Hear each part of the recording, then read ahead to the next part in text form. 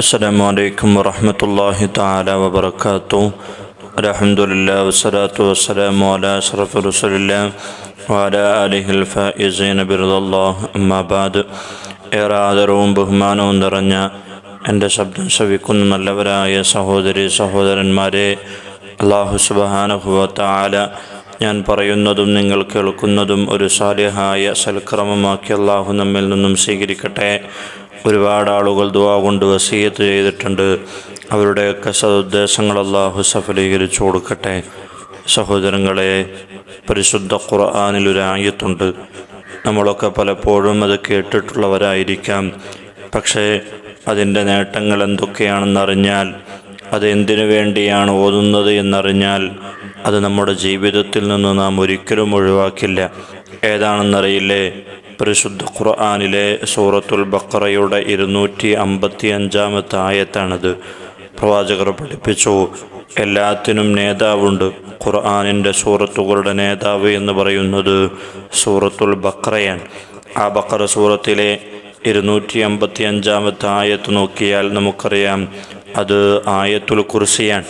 പ്രവാചകർ പഠിപ്പിക്കുന്നുണ്ട്, ആരെങ്കിലും ആയത്തുൽ കുർസി ഓതിയിട്ട് വീട്ടിൽ നിന്നിറങ്ങിയാൽ 70,000 മലക്കുകൾ അവനിക്ക് അല്ലാഹു കാവൽ നൽകുന്നതാണ്. നമുക്കൊക്കെ അറിയാം ഏതാണ് ആയത്തുൽ കുർസി എന്ന്.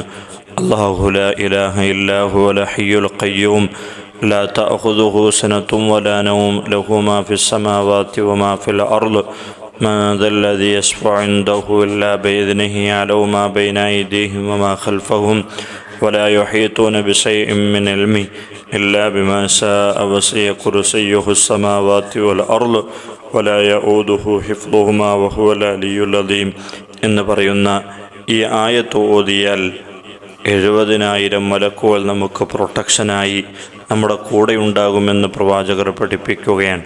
ഇനി നമ്മൾ യാത്രയൊക്കെ പോകുന്നവരാണ്. അള്ളാഹുവിൻ്റെ ഖദർ ഖളാ അനുസരിച്ച് അവൻ മരണപ്പെട്ടു പോയാൽ 70 ഷഹീദിൻ്റെ കൂലി അവനിക്ക് അള്ളാഹു നൽകുന്നതാണ്. ഇതൊക്കെ വീടിന് പുറത്തു പോകുമ്പോഴുള്ള കാര്യമാണ്. എന്നാൽ ഇനി വീട്ടിലേക്ക് പ്രവേശിക്കുന്ന സമയത്ത് ആയത്തുൽ കുർസി പാരായണം ചെയ്താൽ അവൻ്റെ വീട്ടിൽ ദാരിദ്ര്യമുണ്ടാവില്ല എന്ന് പ്രവാചകർ പഠിപ്പിക്കുകയാണ്. നമ്മളൊക്കെ നമ്മുടെ കഷ്ടപ്പാടുകളൊക്കെ പലരോടും പറയാറുണ്ട്. എന്നാൽ ഇതേപോലത്തെ ചെറിയ ചെറിയ കാര്യങ്ങൾ ചെയ്താൽ തന്നെ നമ്മുടെ എല്ലാ പ്രയാസങ്ങളും അല്ലാഹു മാറ്റിത്തരുന്നതാണ്. പക്ഷെ അതൊന്നും ആർക്കും ഓതാൻ സമയമില്ല. അതുകൊണ്ട് തന്നെയാണ് നമ്മുടെ പ്രയാസങ്ങളൊന്നും മാറാത്തത്. അല്ലാഹു നമ്മുടെ എല്ലാ പ്രയാസങ്ങളും മാറ്റിത്തരട്ടെ.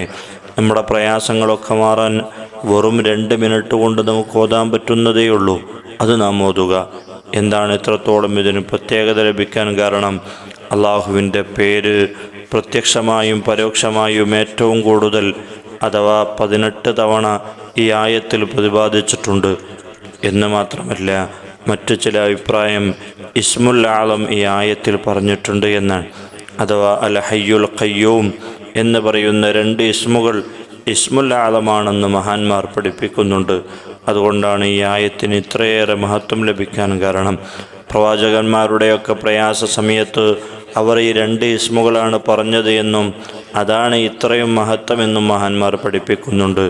എന്നിരുന്നാലും ഈ ആയത്തുൽ കുർസിക്ക് വളരെ വലിയ മഹത്വമാണ് അല്ലാഹു കൽപ്പിച്ചിട്ടുള്ളത്. അതുകൊണ്ടാണ് പ്രവാചകർ പറഞ്ഞത്, എല്ലാ ഫർള് നിസ്കാരങ്ങൾക്ക് ശേഷവും ഈ ആയത്ത് ഓതിക്കഴിഞ്ഞാൽ സ്വർഗത്തിൽ എത്താൻ മരണമല്ലാതെ അവന് തടസ്സമില്ല എന്നാണ്. അലിയാർ തങ്ങളോട് പ്രവാചകർ പറഞ്ഞു, മോനെ, നീ എല്ലാ നിസ്കാര ശേഷവും ഈ ആയത്ത് ഓതണം, എന്നാൽ നന്ദിയുള്ള ഹൃദയമായി നിൻ്റെ ഹൃദയം മാറുന്നതാണെന്ന് പ്രവാചകർ സല്ലല്ലാഹു അലൈഹി വസല്ലം തങ്ങൾ പറയാൻ. മാത്രവുമല്ല, പ്രവാചകന്മാരെ പോലെ സ്വർഗത്തിൽ നിനക്ക് കടക്കാൻ കഴിയുമെന്ന് പ്രവാചകർ ഓർമ്മപ്പെടുത്തുകയും ചെയ്യുന്നുണ്ട്. അതുപോലെ തന്നെ ദുനിയാവിൻ്റെ 70 ആവശ്യങ്ങൾ നടക്കാൻ ഈ ആയത്ത് ഓതിയാൽ മതിയെന്ന് പ്രവാചകർ പഠിപ്പിക്കുന്നു. നമുക്കൊക്കെ എത്രയോ ആവശ്യങ്ങളുള്ളതാണ്. അതൊക്കെ നടന്നു കിട്ടാൻ ഈ ആയത്ത് നാം പതിവാക്കുക. നമ്മുടെ ഉസ്താദുമാരുടെ പിറകിൽ പോകുന്നതിന് മുമ്പ് നമുക്കൊന്ന് നേടിയെടുക്കാൻ പറ്റുന്ന ഇത്തരം കാര്യങ്ങൾ ചെയ്തു തീർക്കുക. മഹാനായ അനസ് റളിയല്ലാഹു അൻഹു പറയാൻ, മോനെ അനസേ, നീ എല്ലാ നിസ്കാരങ്ങൾക്ക് ശേഷവും ആയത്തുൽ കുർസി പതിവാക്കുക, എന്നാൽ അള്ളാഹുവിൻ്റെ സംരക്ഷണം ഉണ്ടാകുന്നതാണ് എന്ന് പിശാച അടക്കമുള്ള ശത്രുക്കളിൽ നിന്ന് നിനക്ക് രക്ഷ നേടാൻ കഴിയുമെന്ന് മഹാനായ പ്രവാചകർ സ്വല്ലല്ലാഹു അലൈഹി വസല്ലം തങ്ങൾ അനസ് റളിയല്ലാഹു അൻഹുവിനോട് പറയാൻ. ഇനി ഉറങ്ങാൻ കിടക്കുന്ന സമയത്ത് നീ ഇത് ചൊല്ലിക്കഴിഞ്ഞാൽ നിൻ്റെ ഉറക്കത്തിൽ വലിയ ബറക്കത്തുണ്ടാകുമെന്നും നല്ല സ്വപ്നങ്ങൾ കാണാൻ കഴിയുമെന്നും എല്ലാ പ്രയാസങ്ങളിൽ നിന്ന് രക്ഷപ്പെടാൻ കഴിയുമെന്നും പ്രവാചകർ പഠിപ്പിക്കുകയാണ്.